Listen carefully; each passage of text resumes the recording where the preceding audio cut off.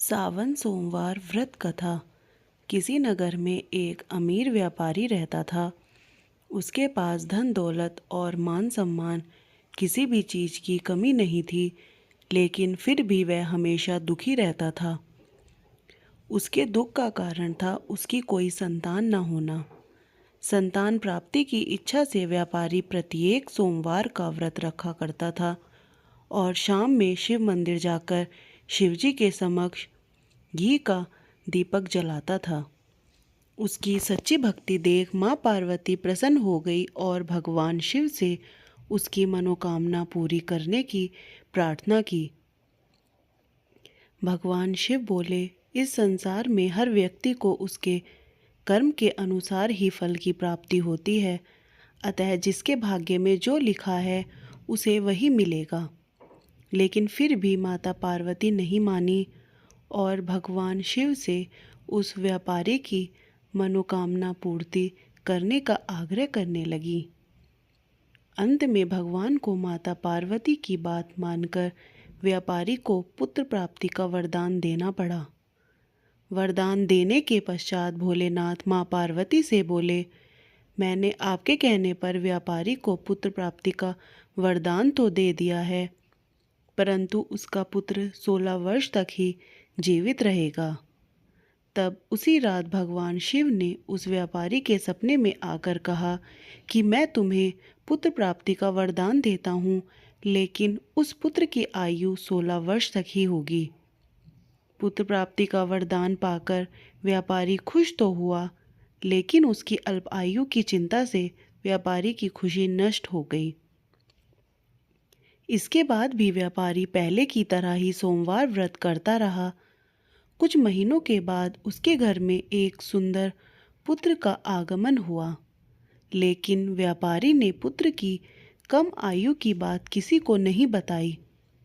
जब पुत्र 12 वर्ष का हो गया तो व्यापारी ने उसे उसके मामा के साथ काशी पढ़ने के लिए भेजने का निर्णय लिया। लड़का अपने मामा के साथ चल दिया। रास्ते में मामा भांजे जहाँ विश्राम हेतु रुकते, वहीं यज्ञ करते और ब्राह्मणों को दान करते जाते। एक दिन मामा भांजे एक नगर में पहुँचे। वो नगर बहुत खूब सजा हुआ था, क्योंकि उस नगर के राजा की बेटी की शादी थी। देखते ही देखते बारात आ गई, लेकिन वर का पिता अपने बेटे के एक आँख से काने होने के कारण बहुत परेशान था। उसे भय था कि राजा को अगर ये बात पता चल गई तो वो अपनी लड़की की शादी नहीं कराएगा, जिससे उसकी बदनामी भी होगी। लेकिन जब वर के पिता ने व्यापारी के पुत्र को देखा तो उसने सोचा, क्यों न इस सुंदर लड़के को दूल्हा बनाकर राजकुमारी से इसकी शादी करा दूं। विवाह के बाद इसको धन देकर विदा कर दूंगा और इस तरह राजकुमारी को बहू बनाकर मैं अपने घर ले चलूंगा। वर के पिता ने लड़के के मामा से बात की। पैसों के लालच में मामा ने लड़के के पिता की बात मान ली। इसके बाद व्यापारी के लड़के को दूल्हे के वस्त्र पहनाकर राजकुमारी से विवाह करा दिया। शादी के बाद लड़का जब राजकुमारी से साथ लौट रहा था तो वह सच छिपा नहीं सका और उसने राजकुमारी के ओढ़नी पर लिख दिया कि राजकुमारी, तुम्हारा विवाह मेरे साथ हुआ है और मैं वाराणसी पढ़ने जा रहा हूँ। लेकिन अब तुम्हें जिस युवक के साथ भेजेंगे वह एक आँख से काना है। उसी के पिता ने छल से मेरी शादी तुमसे कराई है। जब राजकुमारी ने अपनी ओढ़नी पर लिखी ये बात पढ़ी तो उसने नकली दूल्हे के साथ जाने से मना कर दिया। उधर लड़का अपने मामा के साथ वाराणसी पहुंच गया और उसने शिक्षा लेनी शुरू कर दी। जब उस लड़के की आयु 16 वर्ष की हुई तो उसने एक बड़ा यज्ञ किया।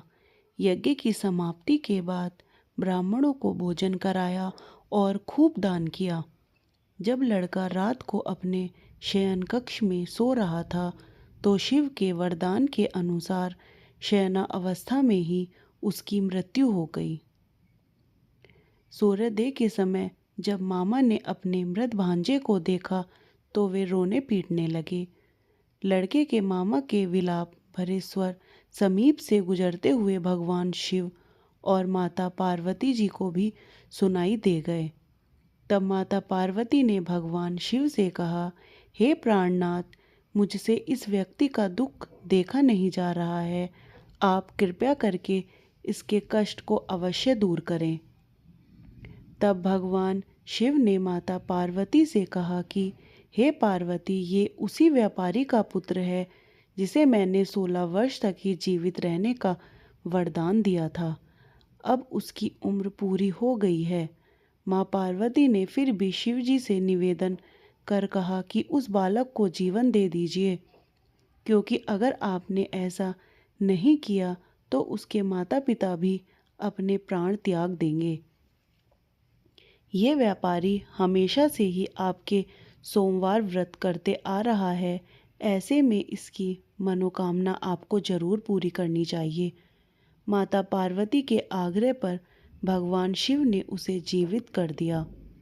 शिक्षा समाप्त कर मामा भांजे वापस चल दिए। दोनों चलते हुए उसी नगर में आ गए जहां उस लड़के का विवाह राजकुमारी से हुआ था। उस नगर में उन्होंने यज्ञ का आयोजन किया। तब राजा ने उस लड़के को पहचान लिया और यज्ञ समाप्त होने पर राजा मामा और लड़के को महल में ले आए, जहां उनकी खूब सेवा की गई और कुछ दिनों बाद राजा ने बहुत सा धन, वस्त्र आदि देकर राजकुमारी को उनके साथ विदा कर दिया। इधर लड़के के माता पिता भूखे प्यासे रहकर अपने बेटे की प्रतीक्षा कर रहे थे। उन्होंने प्रतिज्ञा ली थी कि अगर उन्हें अपने बेटे की मृत्यु का समाचार मिला तो दोनों मर जाएंगे। परंतु जैसे ही उन्होंने सुना कि उनका बेटा वापस आ रहा है तो उनकी खुशी का ठिकाना नहीं रहा। अपने बेटे के विवाह का समाचार सुनकर वे दोनों और भी ज़्यादा खुश हो गए। उसी रात भगवान शिव ने व्यापारी को सपने में आकर कहा कि हे श्रेष्ठी, मैं तेरे सोमवार व्रत करने और उसकी कथा सुनने से प्रसन्न हूँ, इसलिए तेरे पुत्र को लंबी आयु का वरदान प्रदान किया है। तो इस तरह से व्यापारी के सोमवार का व्रत करने से उसकी मनोकामनाएं पूर्ण हुई।